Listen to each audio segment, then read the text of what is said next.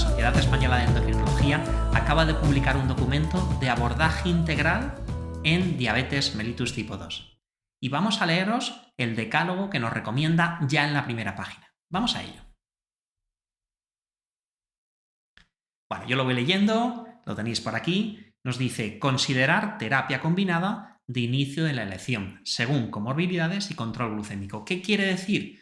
Oye, si mi nivel de glucemia, si mi azúcar está muy alto, ¿qué sentido tiene retrasar ese control? Pensemos que el azúcar, si está alto, se va a pegar a las paredes de los vasos, va a disminuir nuestro riego. Entonces, ¿qué sentido tiene seguir prolongando esa situación si ya vemos que con un fármaco solo no vamos a llegar? Vamos con el segundo punto. Dice intensificar precozmente el tratamiento, reevaluando cada 3-6 meses e individualizar los objetivos de control glucémico.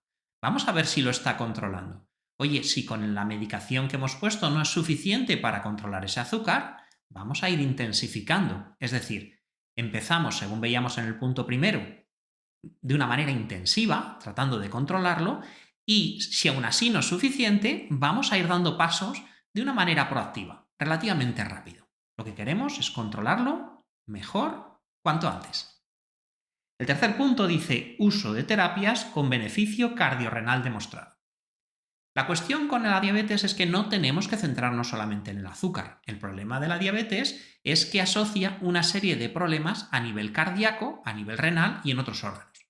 Pero nosotros tenemos fármacos que ya de por sí ayudan a proteger ese corazón y ese riñón.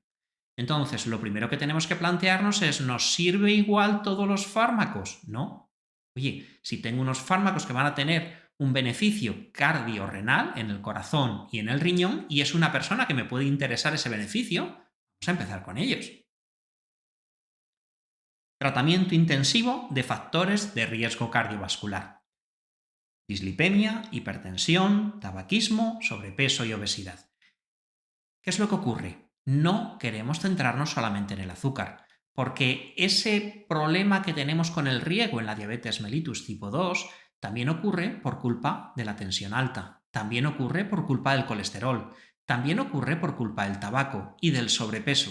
Es decir, es un abordaje integral. No solo tenemos que controlar el azúcar, tenemos que controlar la tensión, el colesterol, dejar de fumar, eso es muy muy importante, y tener un buen control del peso. Actividad física, control de la alimentación son absolutamente fundamentales. Realizar una detección sistemática de complicaciones micro y macrovasculares.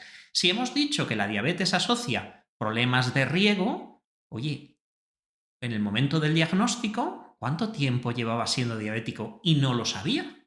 No lo sé. ¿He tenido algún problema en este tiempo? Oye, lo primero que tengo que hacer al diagnóstico es verlo, porque si he tenido algún problema o algún daño a nivel ocular, a nivel renal, a lo mejor tengo que empezar poniendo tratamiento. No asumir que, bueno, como me lo acaban de diagnosticar, no tendré nada. Oye, ¿cuánto tiempo llevaba con el azúcar alto sin saberlo? Vamos a revisarlo. La presencia de un nivel cardiovascular alto o de enfermedad cardiovascular establecida alta deben ser factores determinantes para la selección del tratamiento. Bueno, este punto es muy parecido al punto que decíamos en el tercero. Si yo ya tengo problemas de corazón o yo ya tengo problemas de riñón, pues probablemente el tratamiento debe ir dirigido hacia esos fármacos que me ayudan a proteger el corazón y el riñón.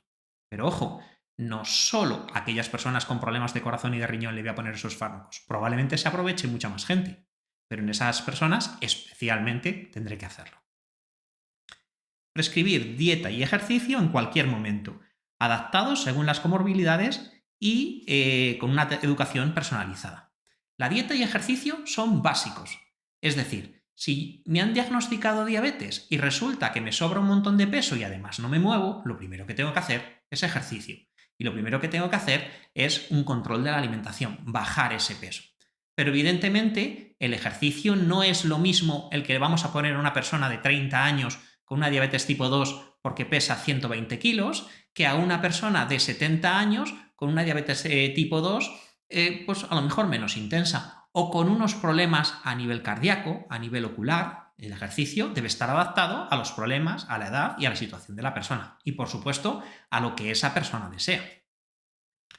Priorizar la conversación centrada en el paciente, orientación anticipatoria. Bueno, es fundamental la educación de la persona. Es decir, si me han diagnosticado diabetes y voy a hacer un esfuerzo en mi tipo de vida, en mi ejercicio, en mi alimentación, es fundamental que yo sepa qué es bueno para mí, qué no es bueno y por qué lo es. Porque si yo voy a hacer un esfuerzo, no es lo mismo hacer el esfuerzo sabiendo los beneficios que voy a tenerlo que no saberlo, porque me lo ha dicho el médico. Bueno, a lo mejor me lo ha dicho y el propio médico le sobra peso, fuma, etcétera, etcétera. Bueno, no es lo mejor. Y lo último, valorar la desintensificación del tratamiento si existe fragilidad.